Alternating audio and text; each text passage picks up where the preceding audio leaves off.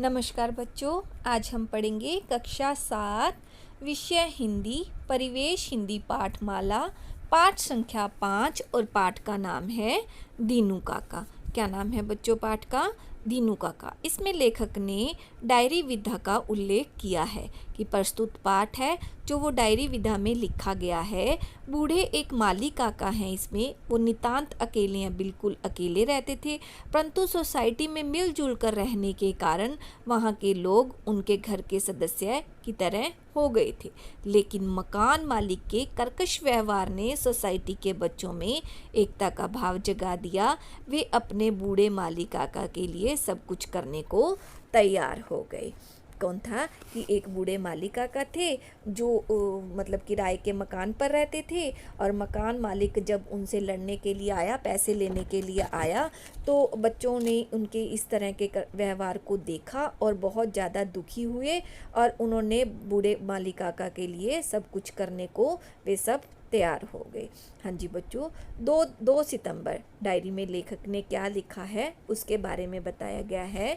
क्या कह रहे हैं कि सुबह सुबह मम्मी ने मुझे एक लंच बॉक्स में खाना दिया और कहा स्कूल जाने से पहले यह खाना दीनू काका को दे देना। मैंने उत्सुकता भरी नज़रों से मम्मी को देखा, लेकिन सुबह की व्यस्तता के कारण बिना कुछ कहे सुने ही मैं साइकिल उठाकर चल पड़ा। दीनू काका हमारी सोसाइटी के माली हैं, जिनके विशेष प्रयासों ने हमारी सोसाइटी में हरे भरे पौधे, वृक्ष और बगीचों को जीवंतता प्रदान की है।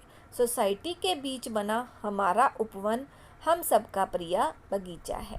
शाम को इसकी रौनक देखने वाली होती है। क्या बच्चे, बूढ़े, जवान, स्त्रियां, पुरुष सभी आपको कुछ न कुछ क्रियाकलाप करते हुए दिख जाएंगे।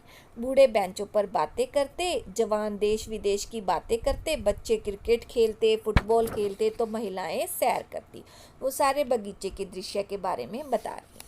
सचमुच यह बगीचा बहुत ही अद्भुत है। दीनू काका बहुत ही भले इंसान हैं। हम सब बच्चे बगीचे की देखभाल करते हैं और वह तथा सुबह शाम कोई न कोई उनके घर खाना पहुंचा देता है। उन्होंने कहा कि वो बहुत ही भले इंसान थे और घर में उनके कोई नहीं था, और न उनकी पत्नी थी, न ही उनके बच्चे थे।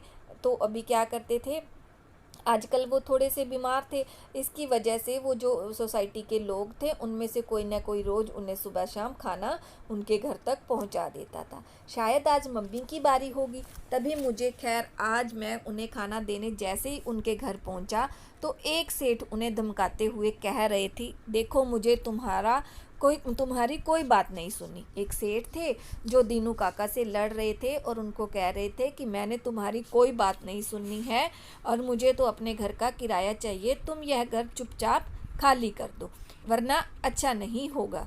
और यह कहकर वह पैर पटकते हुए वहाँ से चला गया। दीनू काका सिर पर हाथ रखकर बैठ गए। मैंने चुपचाप खाना रखा और वापस आ गया, क्योंकि मैं चुपके से वो सब देख रहा था, और मैंने चुपचाप से खाना रखा और वहाँ से वापस आ गया। शाम को मैंने इस घटना की जानकारी अपने साथियों को बताई। जैसे ही हम सभी साथी इकट्ठे हुए तो लेखक कहते हैं मैंने सारी बात अपने फ्रेंड्स के साथ शेयर करी। सभी सुनकर परेशान हो गए, लेकिन किसी को भी समझ में नहीं आ रहा था कि क्या किया जाए। सभी बहुत टेंशन में थे, पर उन्हें समझ में नहीं आ रहा था कि क्या किया जाए। पहले 2 दिसंबर की डायरी लिखी गई थी, अभी लेखक 3 दिसंबर की डायरी लिख रहे हैं। तो 3 सितंबर में क्या है, आज रविवार का दिन था। हमारी टोली सुबह 7 बजे ही बगीचे में पहुंच गई। आज 3 सितंबर का दिन था और सारी की सारी टोली उनकी कहाँ पहुंच गई, बगीचे में पहुंच गई। दीनू काका भी काम पर आ गए।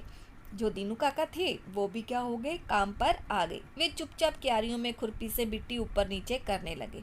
वो बगीचे की मिट्टी को क्या करने लगे, क्यारियों से ऊपर नीचे करना उन्होंने शुरू कर दिया। हम लोग पहले अपनी खेलों में व्यस्त रहे, फिर निशी ने हिम्मत करके दीनू काका से पूछ ही लिया। फिर हमारी एक फ्रेंड थी जिसका नाम निशी था, और उसने दीनू काका से क्या करा, पूछ लिया, काका कल वह आदमी आपके यहाँ आया था? उसने कहा कि हाँ वही जो आप पर चिल्ला रहा था। कौन था, क्या चाहिए उसे? कुछ नहीं बेटा, घर खाली करने को कह रहा है। मेरा मकान मालिक है, मैंने 2 महीने से उसका किराया नहीं दिया है, बस इसलिए वह गुस्सा हो रहा था। कोई नहीं बेटा, दे दूंगा उसके पैसे, कहकर दीनू काका पास की दूसरी क्यारियों को ही ठीक करने चले गए। तो उसने क्या कहा, निशी ने कहा कि उसने जैसे ही दीनू काका से पूछा तो दीनू काका ने कहा कि 2 महीने का किराया रहता है, मैं उसको दे दूंगा, जैसे ही मेरे पास पैसे आएंगे तो मैं उसको दे दूंगा। और इस तरह से चुपचाप जाकर वो दूसरी क्यारियों में मिट्टी डालनी, अमर खुरपी से मिट्टी सही करनी शुरू कर दी। हमारी टोली असमंजस में ही एक दूसरे का मुंह ताकने लगी, लेकिन हम कर भी क्या सकते थे। सभी, हमारी जो पूरा ग्रुप था, हमारी पूरी टोली थी, एक दूसरे का मुंह देखने लग गए, पर हम कर भी क्या सकते थे। आगे आता है बच्चों 4 सितंबर का दिन। कौन सा दिन आता है? 4 सितंबर का। आज दीनू काका दोपहर के समय अपने घर के बाहर चारपाई पर लेटे हुए थे। कहते कि आज दोपहर का समय था, दीनू काका बाहर चारपाई पर लेटे हुए थे। ऋषभ और श्रुति का घर वहीं था। उन्होंने कहा ऋषभ और श्रुति का घर भी वहीं था, इसलिए वे दीनू काका के साथ होने वाली हर घटना पर नज़र रखे हुए थे। तभी वह सेठ अपनी कार से वहां आया। फिर से वो सेठ वहां आया और क्या करा, उसने अपने फ्लैट का एक छोटा सा कमरा दीनू काका को दिया हुआ था। तो उसने अपने एक फ्लैट था, उसका एक छोटा सा कमरा था जो दीनू काका को किराए पर दिया हुआ था। उसने छोटे से कमरे में दीनू काका रहते थे और उसके घर की देखभाल भी करते थे। वह सेठ आते ही उन पर गुस्से से चिल्लाने लगा। वह सेठ आया और पूरे गुस्से से उस पर चिल्लाने लग गया। ऋषभ ने जल्दी से हम सबको बुला लिया। सेठ के साथ 2 आदमी भी आए हुए थे। उन्होंने दीनू काका का सामान घर से बाहर निकालना शुरू कर दिया। मैं तुरंत हमारी सोसाइटी के प्रधान बंसल अंकल को बुलाने चल दिया। अंकल पहले मना करते रहे, फिर मुश्किल से वहां चलने के लिए राजी हुए। अंकल ने उस सेठ से बात की तो वह उसी गुस्से से बोला, जनाब मुझे पैसे से मतलब है, मुझे नहीं पता कि कहाँ जाएंगे। आप भी बच्चों की बातों में आ गई, चलो बच्चों यहाँ से जाओ। ऋषभ ने हिम्मत दिखाई और बोला, अंकल आपका कितना किराया है? क्यों, क्या तुम दोगे? गुर्राते हुए सेठ ने कहा, अगर संभव हुआ तो कोशिश करेंगे, लेकिन आप हमारे दीनू काका को घर से न निकालो। निशी बोली, अंकल प्लीज़ देखो ना, ये कितने बूढ़े हैं और इनका तो कोई है भी नहीं। ये हमारे बगीचे की कितनी अच्छी देखभाल करते हैं। मैंने भी निशी का साथ दिया, तभी पास पड़ोसी एकत्रित होने लगे, लेकिन किसी ने कुछ नहीं कहा। हमारी टीम के सदस्यों को संभव ने एक तरफ बुलाया और एक प्रस्ताव रखा। यह प्रस्ताव सभी को पसंद आया। हम उस सेठ की तरफ दोबारा मुड़े और इस बार महेश ने उनसे पूछा, अंकल 2 महीने का कितना किराया है? सेठ आंखें दिखाते हुए बोला, 3000 रुपये। सुना? पूरे 3000? अच्छा 3000? आप 10 मिनट रुकना, आप अपने आदमियों से कह दो कि वे अभी सामान न निकालें, हम अभी आते हैं। और हमारी टोली के सभी सदस्य अपने अपने घर की तरफ चल दिए। सभी बच्चे भागकर गए और अपनी अपनी जेब खर्ची लेकर वापस वहां आ गए। ऋषभ ने सबके पैसे गिनने शुरू किए। कुल मिलाकर 2700 रुपये हुए थे। ऋषभ ने सेठ के आगे रुपए बढ़ाते हुए कहा, अंकल हम आपसे हाथ जोड़कर प्रार्थना करते हैं कि हमारे दीनू काका को मत निकालो। और कहते हुए वह फूट फूट कर रोने लगे। हम सब भी भाव विहल हो गए थे। सेठ ने रुपए हाथ में लिए और कभी हमें तो कभी दीनू काका को देखने लगा।